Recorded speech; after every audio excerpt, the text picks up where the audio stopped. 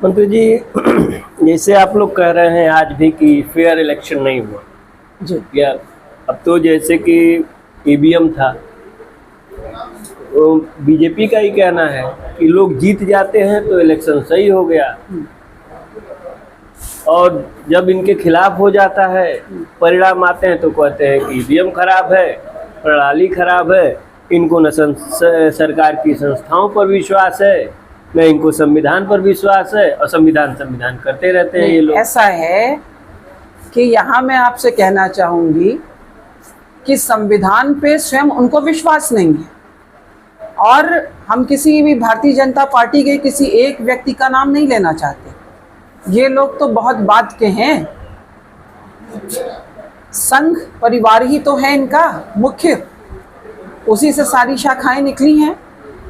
तो आप भी जानते हैं कि 1925 में बना था, राष्ट्रीय स्वयंसेवक संघ की स्थापना हुई थी, और केशव बलिराम हेडगेवर ने जो किताब लिखी थी we and our nationhood defined, उस पुस्तक में उन्होंने स्पष्ट कहा था कि भारत का संविधान एक पिछड़ा संविधान है, ये हमारा संविधान नहीं हो सकता है, और तिरंगा झंडा भी हमारा झंडा नहीं हो सकता है।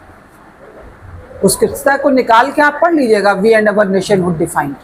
हेडगेवर को तो ये लोग मानते हैं ना, उनको खारिज तो किया नहीं है।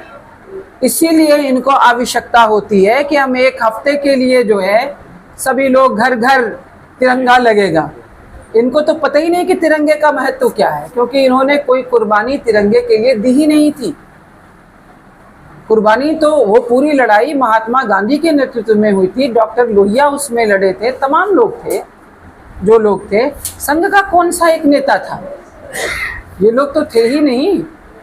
तो अब बताना चाहते हैं कि हम सबसे बड़े देशभक्त हैं, लेकिन इनको ये भी नहीं पता, इनके बहुत से नेताओं को, कि तिरंगा रात में नहीं लगाया जाता है सूर्यास्त के बाद। वो भी लोगों ने किया। भाजपा तो कहती है हमारी राष्ट्रवादी पार्टी है। वो कहने वो छद्म राष्ट्रवाद है, उनका राष्ट्रवाद छद्म राष्ट्रवाद है। ये भारत देश को बांटना चाहते हैं। अभी हम एक बात आपसे कहते हैं, हरियाणा में चुनाव हो रहा है, जम्मू कश्मीर में हो रहा है, ठीक है, महाराष्ट्र में क्यों नहीं हो रहा है? साथ साथ चुनाव होता था ना, इसलिए कि अलग अलग करेंगे, पूरी मशीनरी लगेगी। ये जो कहते हैं सरकारी संस्थाओं में विश्वास नहीं है, विश्वास कैसे होगा जब सबको हाईजैक किया जा चुका है? चुनाव आयोग पूरी तरह से कठपुतली बन गया है, विश्वास कैसे हो? तो जनता को ही विश्वास नहीं रहा है। इस बात का आप यकीन कर लें, अभी ये उपचुनाव होंगे यहाँ पे, आप देखेंगे कि 10 सीटों में जो गठबंधन है, चलिए हम 10 में 10 नहीं कहते, लेकिन 8 तो मान लीजिए कि निश्चित रूप से गठबंधन जीतेगा।